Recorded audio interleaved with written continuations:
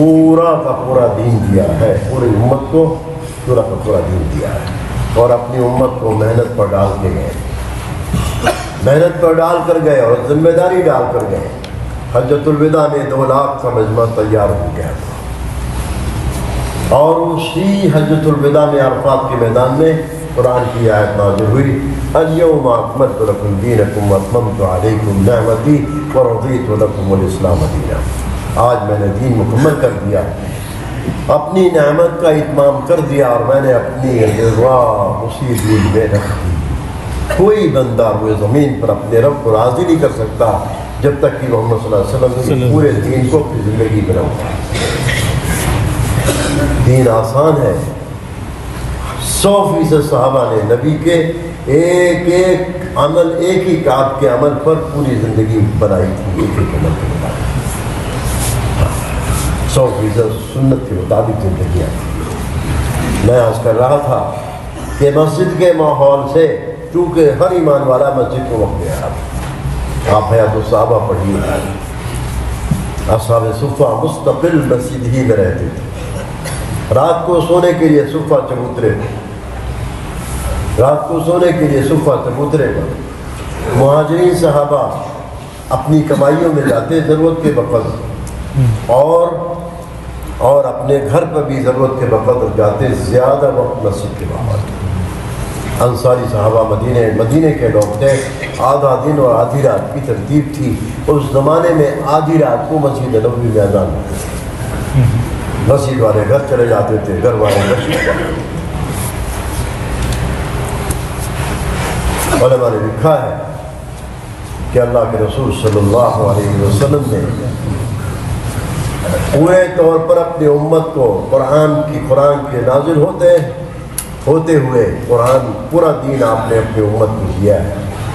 ایک مرتبہ آپ صلی اللہ علیہ وسلم نے ایک مرتبہ فرمایا، آپ صلی اللہ علیہ وسلم جن اوقات میں اماں عائشہ کے ہاں ہوتے تھے، صحابہ نہیں، بہت ساری باتیں اللہ کی طرف سے احکامات آتے، ابھی لوگوں کو پتہ نہیں چلتا تھا، اماں عائشہ کو پتہ چل جاتا تھا۔ آپ صلی اللہ علیہ وسلم نے حضرت مولانا قاری طیب صاحب ہندوستان کے بڑے علماء میں، انگلینڈ میں جا کر انہوں نے یہ بیان کیا ہے کہ اللہ کے رسول صلی اللہ علیہ وسلم نے صحابہ سے فرمایا، جتنا علم مجھے دیا گیا ہے، نصف بینکم، آدھا تمہارے پاس، آدھا تمہاری ماں عائشہ کے پاس۔ کہ صحابہ کرام حضور کی وفات کے بعد اپنے درمیان میں، علماء کے درمیان میں کوئی اگر اختلافی چیز آتی تھی، اماں عائشہ کے دروازے پر حل ہو جاتا تھا۔ اس موقع پر، اس معاملے میں اللہ کے رسول نے یہ فرمایا، اللہ کے رسول نے یہ فرمایا، وہ حل ہو جاتا تھا۔ میرے بزرگوں اور بھائیوں، دعوت کی محنت قرن اول سے چلی آ رہی ہے۔ جس زمانے میں محنت میں ذوق آتا ہے، زندگیوں میں دین میں جھوٹ پیدا ہو جاتا ہے، ایمان کی سطح نیچے آ جاتی ہے۔ مولانا صاحب فرماتے تھے، ایمان کی کوئی سطح حد متعین نہیں ہے، جتنا محنت پر جاؤ گے، محنت پر چلو گے، ایمان کی سطح بلند ہوتی جائے گی، اور کوئی حد پوری نہ ہوگی۔ کیوں؟ اللہ کی ذات عالی وراء الورا ہے، وراء الورا ہے، ایمان کی کوئی حد نہیں۔ لیکن فرماتے تھے ایمان میں ٹھہراؤ نہیں ہے، ایمان میں ٹھہراؤ نہیں ہے، ایک سطح پر نہیں رہے گا۔ محنت کرو گے، ایمان کی سطح بلند ہوتی جائے گی، محنت کے ماحول سے الگ ہو جاؤ گے، ایمان کی سطح نیچے ہو جائے گی۔ فرماتے تھے یہاں تک کہ ارتداد شروع ہو جاتا ہے۔ فرمایا کرتے تھے کہ ارتداد دھیرے دھیرے آتا ہے، فوراً نہیں آتا ہے۔ کوئی آدمی، کسی علاقے کے لوگ فوراً یہ نہیں کہتے ہیں کہ ہم اسلام میں نہیں ہیں، یا اب ہم اسلام پر باقی نہیں، یہ فوراً نہیں آتا۔ فرمایا کرتے تھے جب محنت ماحول سے آدمی الگ ہو جاتا ہے تو سب سے پہلے معاشرہ بگڑتا ہے، بھائی بھائیوں کے دلوں میں محبت نہ ہوگی، بھائی بہنوں میں آپس میں دوری بنی ہوئی ہوگی، شریعت کو چھوڑ کر، شریعت کا دامن چھوڑ کر یہ کہیں گے، ارے تمہاری شادی میں تو ہمارے ابا نے اتنا خرچہ کیا تھا، اب تمہیں کیا لینا دینا۔ شریعت کے خلاف زبانوں پر جب باتیں آتی ہیں تو معاشرہ بگڑتا ہے۔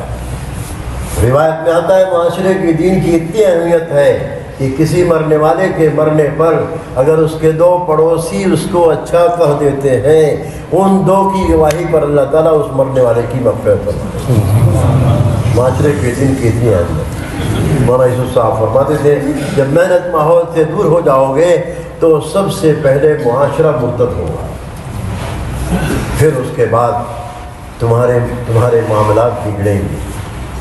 معاملات میں سب سے اہم چیز حلال کمائی، صاف ستھری کمائی، پاک صاف روزی ہوگی، نیکی پر۔ مولانا یوسف صاحب فرماتے تھے نیکی پر دل چلے گا، جو کھائے گا اس کا نیکی پر دل چلے گا۔ پاک صاف روزی کا مسئلہ عجیب ہے، اگر صاف ستھری روزی نہیں ہے نیکی پر دل نہیں چلے گا۔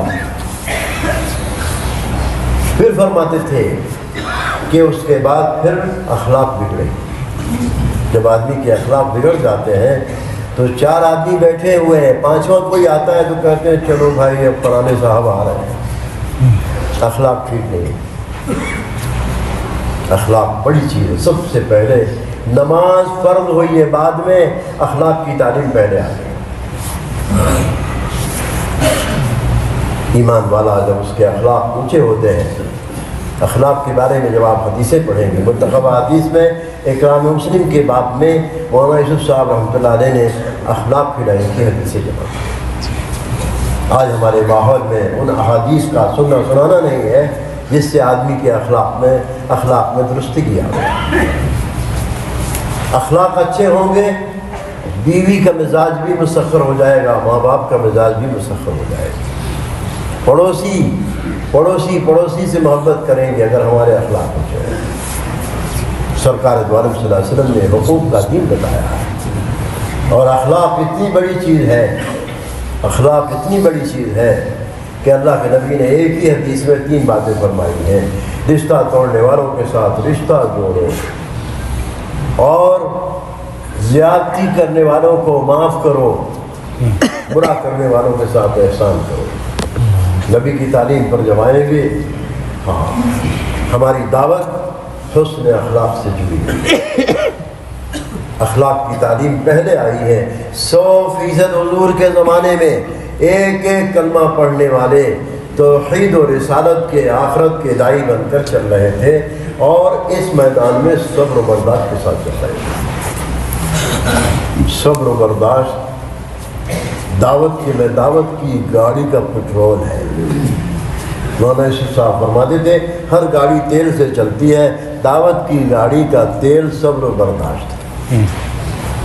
جتنا جو سیکھے گا صبر و برداشت، اللہ تعالیٰ اس سے کام دے گا۔ 100% صحابہ حسن اخلاق۔ جب ہجرت ہوئی ہے حضرت جعفر بن ابی طالب رضی اللہ عنہ ایک جماعت کے ساتھ جب حبشہ گئے ہیں تو شاہ نجاشی نے پوچھا تمہارے نبی تمہیں کس بات کی تعلیم دیتے ہیں؟ تو انہوں نے جواب دیا ہمارے نبی ہم کو توحید کی تعلیم دیتے ہیں اور اچھے اخلاق کی تعلیم۔ یہ 2 باتیں بتائیں۔ اللہ رب العزت نے قرن اول کا کام، یہ کام چلنے سے سمجھ میں آئے گا۔ مولانا یوسف صاحب فرماتے تھے یہ کام چل کر دیکھنے کا ہے، دیکھ کر چلنے کا نہیں ہے۔